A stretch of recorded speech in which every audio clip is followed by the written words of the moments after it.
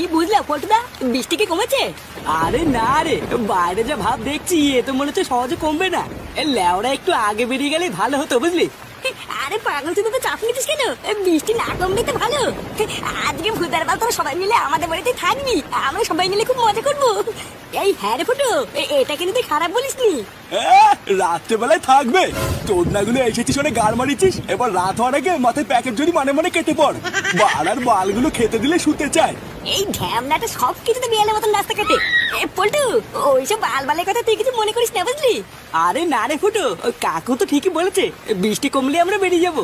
এই হ্যাঁ গো পল্টুদা, ওটাই মনে হচ্ছে ভালো হবে। এই, এক কাপ চা দাও তো। এই বৃষ্টিটাও হয়েছিল আমরা আরেক জ্বালা। ভোরদার বাল সময় নেই অসময় নেই, যখন তখন এসে ভাসি দিয়ে চলে যাচ্ছে। এমনিতেই কাজকর্ম সব সেটার ভিতরে ঢুকে গেছে, তারপরে আবার এই বৃষ্টি, এইভাবে হয় নাকি?